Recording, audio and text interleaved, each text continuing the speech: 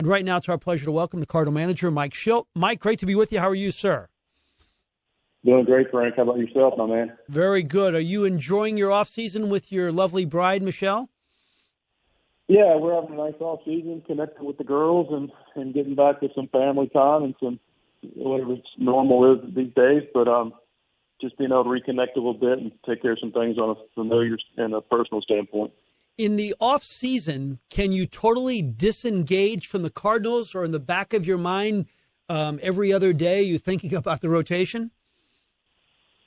No, there's no disengagement. It's a job that first of all I love and blessed to do. But no, there's a lot of different things. I won't go into details, but once the last pitch happened in San Diego, there's a little bit of time to decompress. But we wanted to capture what just happened over the 58 games in the playoff series and figure out how we can best individually with our guys and collectively as a group take what just happened, whittle it down to the goods and the things that need improvement, share it with our players, share it internally, and then start to craft what it looks like moving forward so we can do this, that, and move forward.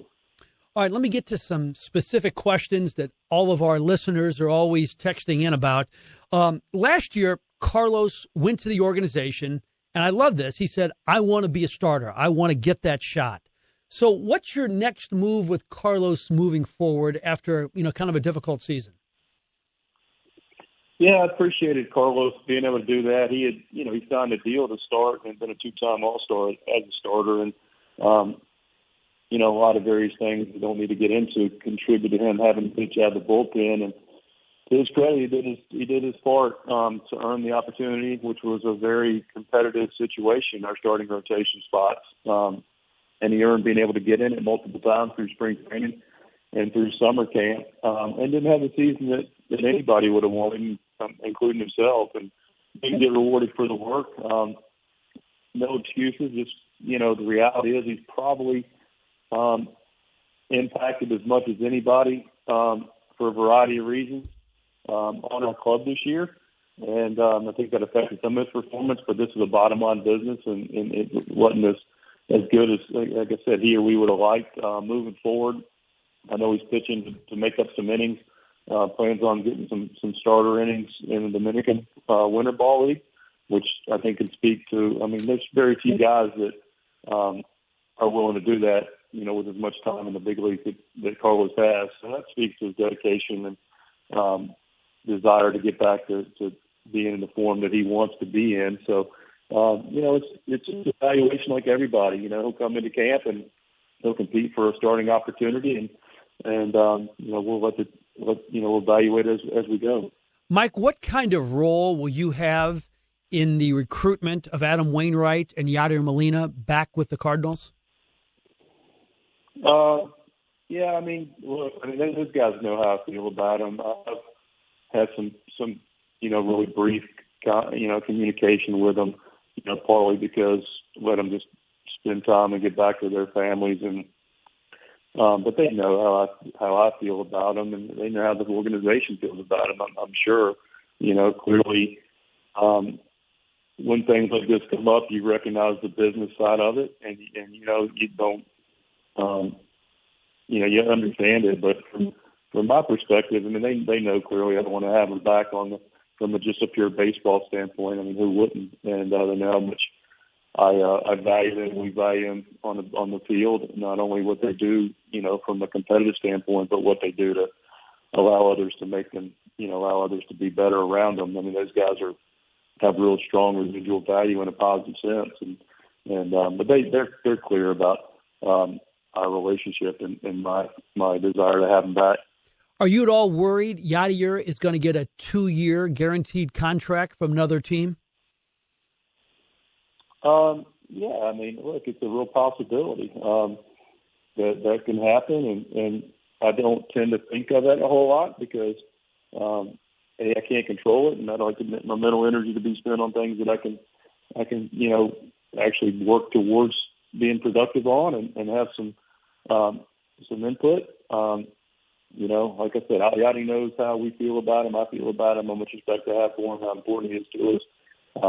But you know what? If that's I also wish the best for Yachty and whatever he feels like is best for him and his family as well. So, if that ends up being the case, sure, I'll be clearly disappointed on a lot of levels, but I'll also understand and appreciate what he's done for the organization and be the first to congratulate him and wish him well. But hopefully that's a phone call or text that never has to happen. What are you hearing about Jordan Hicks, and are you confident he'll be ready from day one?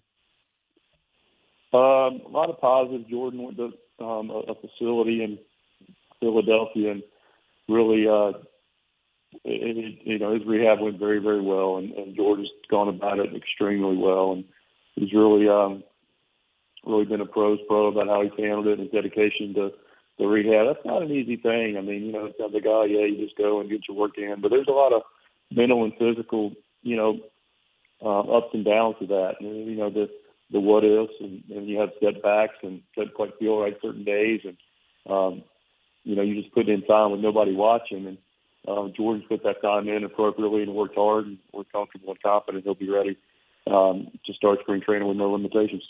If he is, and maybe this doesn't affect it at all, but Alex Reyes had a special season, especially after everything he's been through. Would you anticipate Alex Reyes competing for one of the 5 starting spots, or do you have to wait and see what Jordan's health is like? No, I don't think they're related. I mean, potentially at the end of the day, there can be a decision in the spring training based on a lot of different variables of what looks best for the putting together a team. But in a silo with Alex, I think he's earned the opportunity to come in as a starter. The biggest concern with him is just making sure that after 3 years off and being able to get through the season, being strong at the end of the season, as strong as anybody we had, just making sure that we're smart moving forward about the workload for Alex, and if that, if we end up playing, which we hope and expect to do, play a full 162-game season plus, what that looks like from a workload relative to what he's been doing the last several years, and then being able to springboard off of it moving forward. But clearly he's got the weapons and the ability to be one of our starters. It's scary to think about, and we don't think about it much because he hasn't pitched, especially much as a starter. But this guy has Jack Flaherty stuff. I mean, he could be an unbelievable starting pitcher. I've seen it. I mean, I've seen Alex come up, manage him in the minor leagues in AAA. And, Alex came up, I think, in 16. The pitch out of the bullpen, he'd started for us in Memphis. This guy's got all the pitches. I mean, he's got, obviously a plus fastball. He's got a wipeout breaking ball. He's got a really good changeup. So he's got the arsenal to be able to start. He's getting some starter work. We've got a really good schedule that we worked with Alex on, and for his Dominican winter ball as a starter, and what that looks like to build up some innings from this past year, but not pitch too much and still have some reps coming into spring training. So, no, this guy's got elite stuff, and he's got elite makeup to match it. Do you know anything more about Tyler O'Neill heading into 2021 that you did heading into 2020? I know he won a Gold Glove. I mean, that's pretty impressive, right? I mean, one of the conversations that we've had with Tyler has been, just to be a complete player, and he's taken it real serious. His base running and defensive metrics have improved over the last several years, and he really took off, defensively this year, winning a Gold Glove. So, there's a lot of positives of what Tyler was able to do this past year defensively and on the bases, and just about the C word, the consistency offensively of being able to, handle different parts of the zone. I mean, the guy doesn't chase a lot. There may be a perception out there of this guy, which he does. He strikes out a little bit more. That's part of the game today, candidly. But the thought that he chases and the free swinger is not accurate. He really has been disciplined to get pitch in the zone. Now it's the next step is being able to get to all the different pitches, and most hitters aren't going to cover every part of the plate. You're just almost impossible. But just making sure that he's got a swing that allows him to just make good contact in the zone, because he's already obviously strong, and he just puts a good swing on the baseball. Then at different parts of the zone, he's going to be is going to take that next step, and it's going to be a big one. What about Harrison Bader? I know a lot of fans are down on him, but the OPS number is 779. What do you know about Harrison Bader heading into this season? Well, Harrison had a I don't know why people be down on him. The guy plays really good outfield. Again, similar to Tyler, he's a really good base runner. His run scoring percentage was really high, which had a lot of factors to it, but also indicative to some level of the kind of ability he has on the bases. Defensively, he's above average defender in center field, and he kills lefties. So, the next step for Harrison is to be able to have a little better consistency against righties, which makes him a quality everyday player. The second time we saw Dylan Carlson, completely different hitter. Mike, would it surprise you he wins the spot outright and he's a 20 home run hitter with an 800 OPS next season? No, it wouldn't surprise me. I mean, look, and I don't think he was a totally different hitter. He didn't just magically in 10 days, reinvent himself in Springfield. I thought he got back to what he did when it got him to the big leagues and what allowed him to have a good start with us. People are so obsessed. I understand it's a numbers game, but they don't always speak the entire truth. And, he started off, point I'm making, it, he had a lot of quality at bats in his first 40 at bats and just hit balls at people and was in a good spot. And then the league made an adjustment a little bit to him. I think he got a little frustrated with the lack of some of the numbers on the scoreboard and started to get away from who he was and, got the right mentality back. I wouldn't be surprised by that. I wouldn't want to limit the numbers to Dylan. I think it's a little bit of a trap in general to say, hey, he can hit 20 and have an 800 OPS. I do think he can do both those things. But if you say, well, gosh, you got to have an 800 OPS and hit 20 home runs, then you're looking to go get numbers. I think if Dylan just goes like anybody else and just has competitive, consistent quality at bats, he'll absolutely reach those numbers. Mike, is it the same situation heading into this spring training, although there could be a lot of moves made here, but as we speak now, the Dexter Fowler has one spot, and then it would be the four young outfielders, O'Neill, Bader, Carlson, and Lane Thomas battling for the two. Is that how you see it now?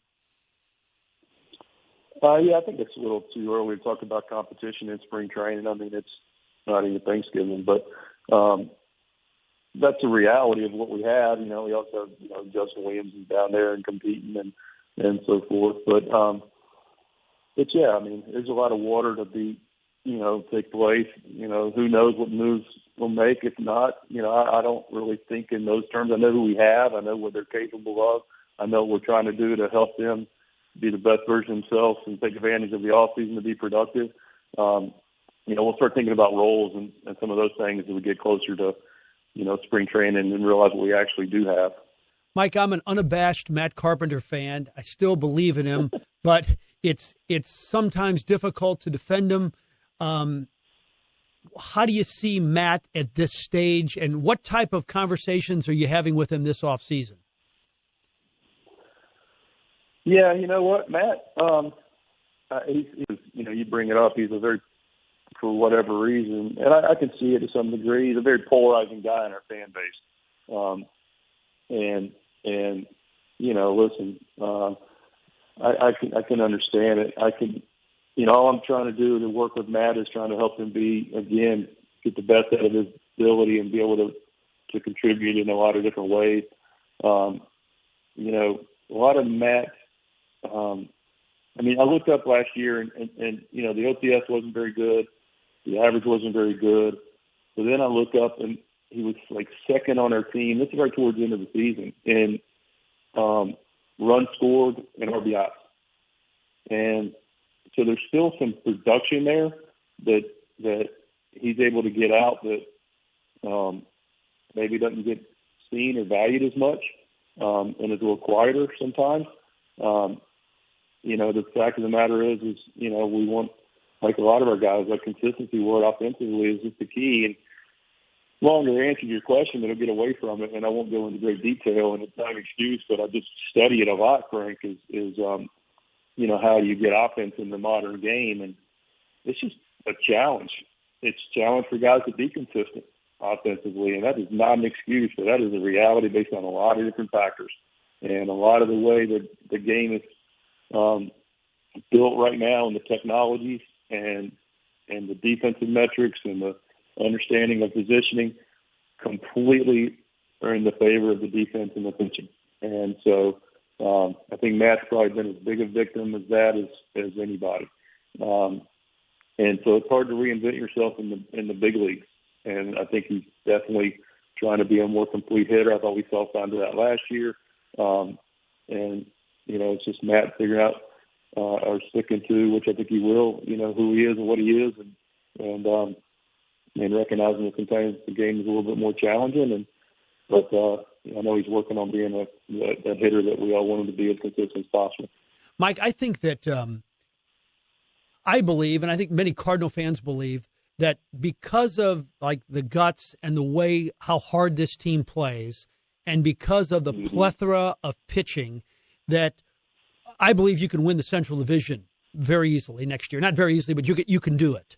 But when I sometimes look at the Dodgers and I look at the Braves and then I see the Padres, I wonder, how do you get to that level with this roster, this organization right now? What's your response to that? That's a lot in that question, Frank, and I appreciate it. And I think about it as well. And it may be a little bit more of a question for Mo. And look, I'll say this. I mean, I have all the constant world and trust and grateful for Mo and what he does for our organization. But, he's the guy that fills out the roster, and I'm the guy that manages whatever we have. And I feel good about the dedication to the competition that our players and staff bring to play every day. If we didn't have a group that was dedicated to the greater good last year, there's no chance we were able to deal with all the many, many obstacles we have and keep our head above water and actually swim with some speed towards our goal. So, grit and dedication to craft and a strong desire to win on a daily basis and irregardless of circumstance compete is a very challenging thing to get a group to do, and this group has done it, and the expectation to continue to do it and not give anything away and get the most out of what they have. And at the end of the day, I feel like we've done that, did that last year, and I take a lot of, I'm pleased for the group for that, and ultimately that's all you can really ask. Nobody can question the grit of this team after what you guys went through and still make the postseason. That's awesome. Hey, before we let you go, some quick, fun questions. A little Mission Impossible music, Matt Rocchio. Mike Shildt with us, a quick little hit and run stretch. All right, growing up, did you want to be the next Brooks Robinson or Frank Robinson? I know you were an Oriole fan. Oh, Brooks Robinson. The famous person who... I could play defense. I couldn't hit. The famous person who knows you and you still can't believe it that he knows who you are. Oh, gosh. Bob Costas. Oh, that's good. Your bride finds what Cardinal kind of cute and it kind of bothers you? I'm going to pass because it doesn't bother me, but I don't want it out there. She's got a couple crushes, which I think is cool, and it doesn't really bother me. But I appreciate her honesty about it. Yeah, because if that player finds out, he'd have something on you there. Okay, good. I like it. Yeah, I mean, plus some guys be like, "Hey, man, what about me?" Tell me what you do that is superstitious-wise, or what you've done in the past. I don't have any superstitions now, but I will. I think a superstition is, and then I just think it was ridiculous once I realized it. But I used to have them, same place to eat, wear the same socks, same shirt, that kind of thing. Gotcha. What Cardinals starting pitcher makes the most compelling case all the time to remain in the game when you go out to take them out? I love the fact these guys make their cases, Frank. Sometimes not as much in the moment, but I really appreciate their desire to pitch. Waino and Jack are pretty neck and neck. Like, what would Waino say to you during a conversation on the mound? In that regard, as far as about taking out? Yes, staying in. Well, sometimes I just make the move like before I get out there, and then I don't get talked into it. But I'll just get the look. I'll just get a look like, really? And you're like, oh man, yeah. Great. So, Jack might have, and Wayne will say, hey man, I got more in me. I'm ready to go. And I appreciate all that. And Jack may have a few, words and stuff. All right. Excluding the former Cardinal managers, what guy in the dugout, what manager has always impressed you, either past or present? Couple. I've studied managers my whole life. Earl Weaver, I grew up with the Orioles, so Earl Weaver. And I learned a lot watching Joe Torre manage the Yankee teams about just how calm he was. I thought it was a good trait. Good. Best city in the league to dine when you're on the road? No one wants to hear this. It's probably Chicago. Just our hotels around a lot of really good restaurants. Yeah. And it's convenient. I love it. Two more quick ones. What former Baltimore Oriole, when you were just a kid working in that clubhouse, doing clubhouse duties, remembers that you were that kid and now you're a manager in Major League Baseball? Do any of those, hey, I remember that kid. He's a manager now? Do you ever hear from anybody? What's interesting? Yeah, what's interesting, Frank, is that a lot of that group has stayed connected. And my mom was, she worked in the office. And she was intentional. They had reunions from the 1980 championship team in 2000. And then they opened up that reunion because not everybody was on that team, but people would pass through that, and they just opened up that era of players. So it's been cool to stay in touch with a fair amount of those guys that kind of knew my path of being with the Cardinals. So it wasn't really a one-off that, 30 years later somebody said, hey, that was a kid that shot my shoes. I've kind of been in their lives a little bit, the whole time. Wow. Finally, what's the single best part about being married? You're approaching a year here in about 4 or 5 months. Sharing, just being able to share your life with somebody that you care about. And you don't miss bachelorhood at all? No. Great to hear.